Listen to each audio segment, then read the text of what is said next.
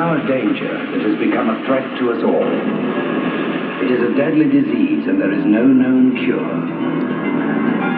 The virus can be passed during sexual intercourse with an infected person. Anyone can get it, man or woman. So far, it's been confined to small groups, but it's spreading. So protect yourself. And read this leaflet when it arrives. If you ignore AIDS, it could be the death of you. So don't die of ignorance.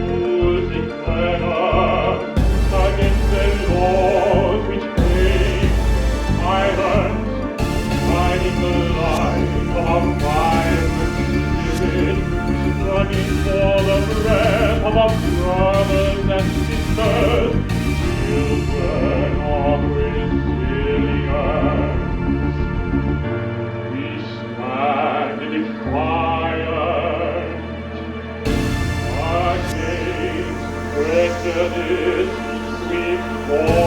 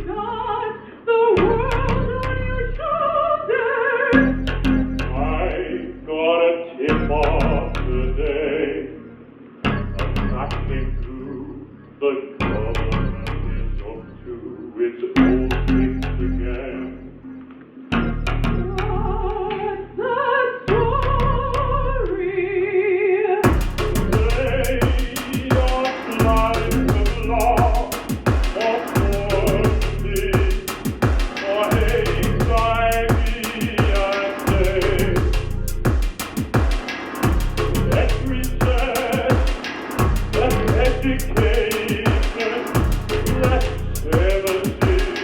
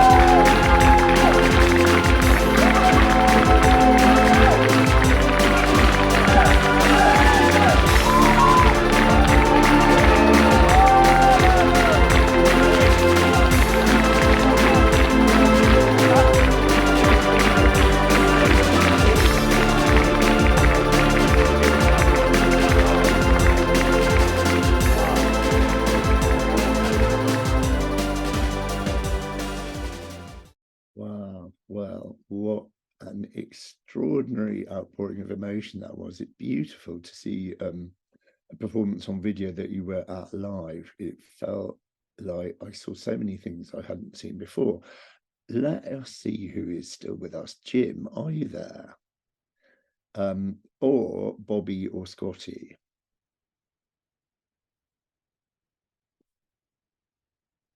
Oh, I feel like I'm talking to the ether, but oh, look, Jim has entered the waiting room. Apologies, by the way, if there are any technical glitches. I'll just take you through a couple of housekeeping things I said at the beginning. One is, if you've got a question, please ask it by typing question in big letters in the chat. And the other housekeeping thing is you should also know that we are recording this, and so keep your questions to things that you wouldn't mind being broadcast. Oh, I see Scotty's just come in. Oh yeah, you're there. Fantastic. I'll kick off with my own question just to get us going, which is to both of you really, and Jim particularly. What is your end point for this piece? What are you aiming for? And I know there are 3 more acts to come. Can you tell me a bit about what they are? The next step is to write the 3 more acts to make the full show, and then to fully stage it hopefully next year. The other acts are going to go further into the storylines that were sort of started in the first act. So it's going to look at political demonstration and activism, grassroots activism in the 90s, particularly around AIDS and queer stuff, queer politics. And it's going to go into much deeper into AIDS and the impact that had on the communities. And yeah, that's it. And the love story that's unfolding here. So that's basically how it's going to go. And one more question. Who was everybody? It was the most beautiful kind of galaxy of different people. I suspect none of them knew each other. Not one of them knew absolutely everybody else. Who are they? Where did you get them from? Some of them were people that we knew or that were within the circles, but we cast the net wider to allow more access to people that we didn't know. Some of them are trained opera singers and working as opera singers. Others are trained singers, but in different fields. Yeah, I think that mixture blended incredibly well. And we should also say a big hurrah for Becca Barrett, who stood in right at the last minute, didn't she? Becca Barrett. For their friend, Kim Tatum, who in the end couldn't do it in the end. Let us go to some of the questions in the chat. First, Vanessa Crawford. Fantastic to see this again for Jim. 1, the best part of rehearsal week, and 2, the hardest part of rehearsal week. Right, 1 sec. I'm just got to go to another. Well, as you do, why don't we ask the question of Scottee? Best part of rehearsal week and hardest, and welcome as well. Hi, hello. I tell you what, there were some really touching moments. I think, I always try to set rooms up that are established around care and care processes so that they are like careful and that we enjoy working with each other. And I think it was a really caring room full of tenderness. So there were some really brilliant moments. I'd asked Jim a week before rehearsal, could you do a show and tell every day? And Jim was like, okay, why? What do I have to do? And really took the ball by the horns, because what I wanted to do was, a lot of the artists that we were working with, the 90s, the early 90s is a vague concept to them. And Jim, with his history around that time, could just really give them bite-sized bits of information about what was happening, about political activism through nightlife.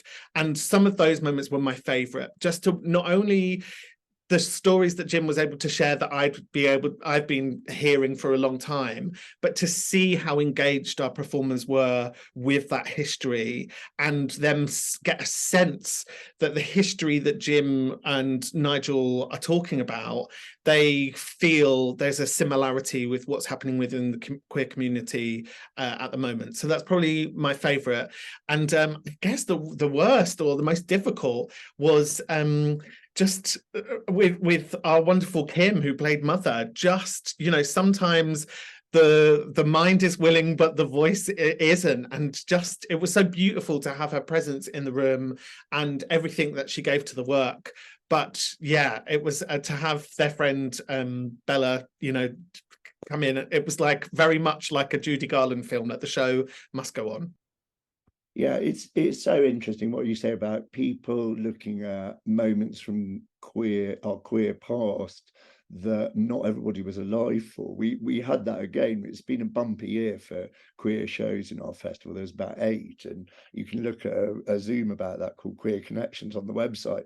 But there was another one, Bermondsey 1983, which has got a watch party tomorrow, which was all about the Bermondsey by-election where Peter Tatchell suffered absolutely unbelievable homophobic abuse. And not one of the people in or making that show was alive when it happened.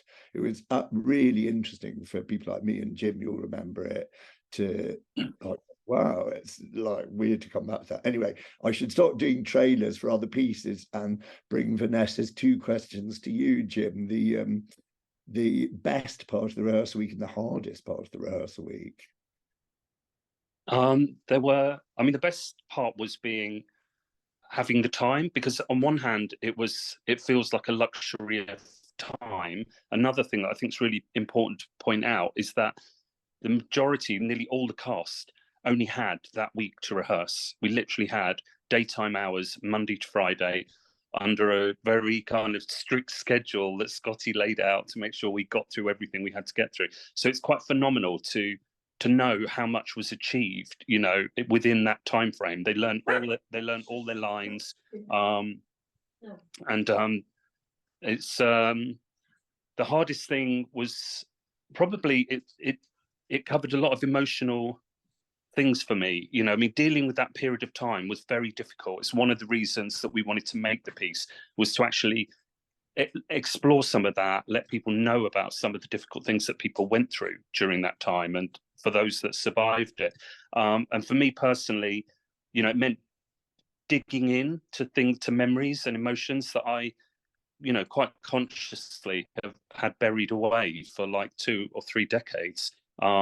And that week during the rehearsals, it was quite cathartic, as Scottee said, sharing with other people, you know, many of them younger, most of them younger people, all of them younger people. And it was, yeah, and then drawing parallels between what they're experiencing now to what we experienced when we were younger. So, and that was quite hard on one sense, but it was for me personally, it was very necessary. It's things that I needed to look at and need to look at further. And we all do. I think that's a lovely answer because you're drawing out how hard things can also be good things. And it segues quite well into a question from Toria Lamb. Are all the characters based on real life? They're not. They're most of the characters, yeah, they're to some extent, but they're not specific. They're not all specific people. They're more like an amalgam of different people. So one character might be 2 or 3 people I have in my mind who represent the spirit of something that I want to kind of convey within that. And so they kind of mulch into creating this new person who's a new character. And probably a lot of them are like that. Yeah, they represent something of different people at that time. Yeah, and another one from Vanessa, question which it's to Jim and Scottee, but it's your turn, Scottee. Where would your next dream venue be for the full opera? I don't know if I believe in dream venues. I've been doing this game for too long to know that those places that you aspire to just, you know, they aren't all what they're made up to be. But knowing there's part of me which is really torn with this work, because what I love about it is it very purely brings together club and classical, opera, diva, drag, gorgeousness and queerness, ballroom, baritone. Like, it does really beautiful things. And so there's two very clear camps that it could go into. It could very much go into a big house and be a main stage opera, but it could also go into a very big nightclub and be just as enjoyable. So I think for me, that's part of the next part of the process of, like, does that have to be chosen? Can it be both? But actually, like, being true to the story and what Jim and I met through Clubland. We met through nightlife. We actually met on a bus, but we met through nightlife. That it feels like there's an honesty about doing it that way. But in terms of who I would love to hear this story, they're probably more likely to want to sit in rows, in tiers, in spaces where they can have a lovely glass of white wine.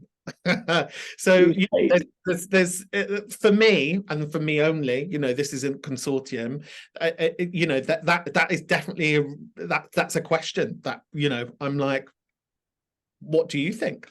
Well, what do you think, Jim? Well, it makes me think. It made me think immediately of when I got DYCP, like a Develop Your Creative Practice grant from the Arts Council during lockdown, which is one of the things that gave me the freedom and the opportunity to explore nightlife, queer culture, and opera, to basically combine three things that have been very important to me in my life. And in that, you had to kind of say about, well, where did you want to go if you explored this? What was your future kind of things? And in that, I said I wanted to create work that was of a scale that it could go into large established opera houses internationally, or art institutions, or unconventional spaces such as nightclubs. And so I feel that this is the work that could go in that direction. I don't think it has to be an either or. It may have to be for, like, the first thing we do next, but I could see the potential with the right support for this to go to places where they don't really have nightclubs. They only have art institutions, and then go to other places where they do have nightclubs, and we could do it in our nightclubs. So if it got to a point where it could tour, the tour could be like a mixture of types of venues that it went into. I'm having a big flashback to a director called Felix Barrett, who assisted me on a show that then toured for 6 months while I did another in Japan and then in Sweden. I came back and it was still bloody going, but he went on to run a company called Punch Drunk and has now got an absolutely stellar career.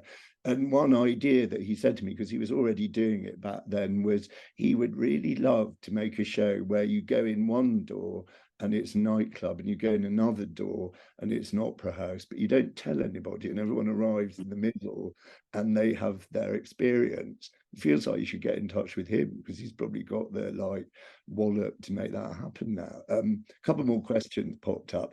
When can we expect the full opera to be complete? Will there be plans to tour? Lovely to see Jim and Scottee working together. That's from Emma Ferrier.